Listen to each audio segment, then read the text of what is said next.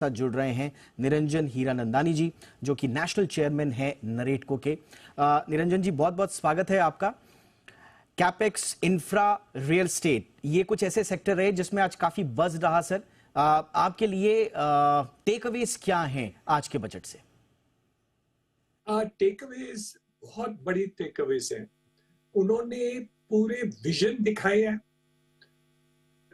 विकसित भारत का, कहा हम 2047 में डेवलप्ड नेशन बनाना चाहते हैं। उसके लिए हम कौन से पगले कब लेंगे वो क्लियर कट उन्होंने बताए हैं।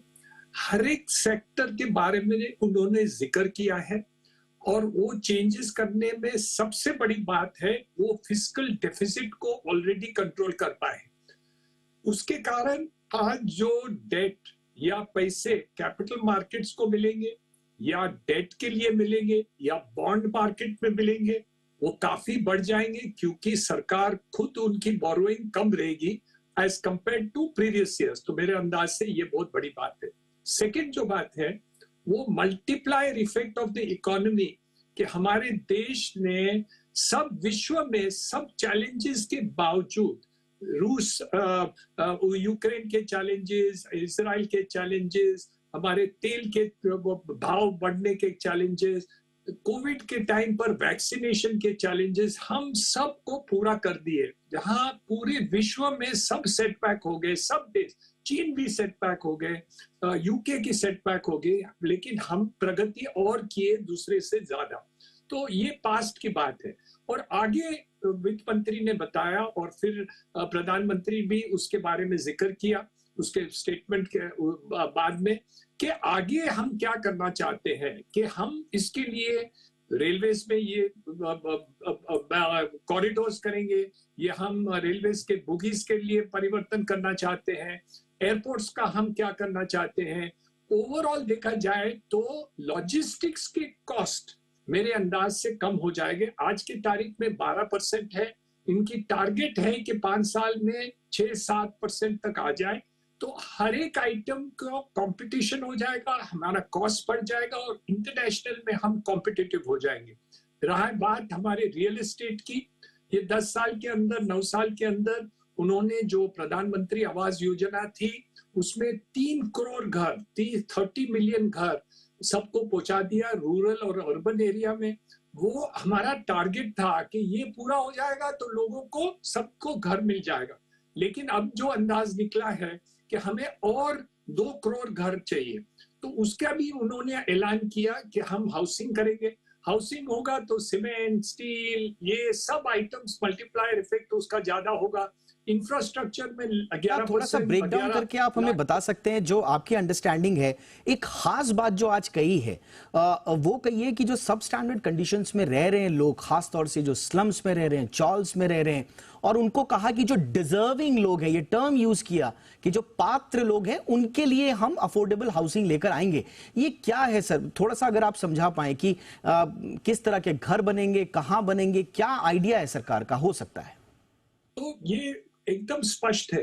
स्पष्ट क्यों है? क्योंकि प्रधानमंत्री आवास योजना में ये इसका ऐलान तो पहले किया हुआ है, सिर्फ उसके जो सेगमेंट्स है उसके कदाचित चेंजेस आ जाएंगे। जैसे आपने उस स्कीम के अंदर स्लम्स के बारे में इतना फोकस नहीं था, वो शायद इस चेंजेस जो आएंगे उस पर फोकस होगा।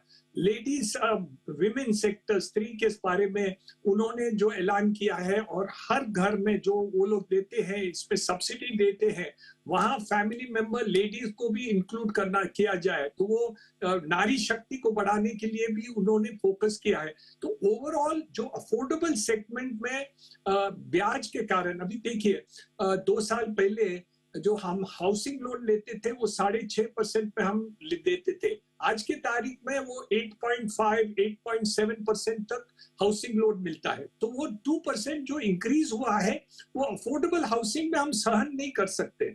तो हम ये अपेक्षा रखते हैं कि ये दोनों बात रहेगी। Interest subsidy PM Awas Yojana से आएगी, हम कोशिश करेंगे ये होगा, क्योंकि हम डेफिसिट फाइनेंसिंग कम कर रहे हैं, उसके कारण ब्याज के भाव भी कम हो जाएंगे इस साल में। तो ये दोनों होने के कारण हाउसिंग की बढ़ोतरी और तेजी से होगी। अगले साल में 2023 में देखिए 12% to 14% बढ़ोतरी तो वैसे भी आंकड़े में हो गई, लेकिन अफोर्डेबल हाउसिंग में जो आंकड़े आए थे वो कम आए थे, इसलिए शायद हाउसिंग डिपार्टमेंट इस बारे में पीएम आवास योजना को बढ़ाने के लिए बातचीत की है। और देखिए, ये आवास एक ऐसा मसला है जो प्रधानमंत्री नरेंद्र मोदी सार्वजनिक रूप से कह चुके हैं कि बड़े भावुक भी हो जाते हैं अपने घर की। जब उन्होंने जिक्र किया एक सभा में तो वो भावुक भी हो गए थे।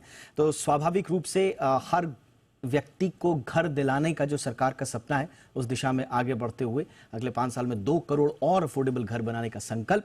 और ओवरऑल जैसा आपने बताया कि किस तरह से रियल एस्टेट में अगर एक्टिविटीज बढ़ती हैं तो फिर कैसे वो इकोनॉमी में अपना कंट्रीब्यूशन देती हैं, वो सब हम जानते हैं। तो ओवरऑल इंफ्रा और रियल एस्टेट के हिसाब से शानदार बजट आज का। शुक्रिया सर, आपने वक्त निकाला और विश्लेषण दिया अपना। Thank you so much. आगे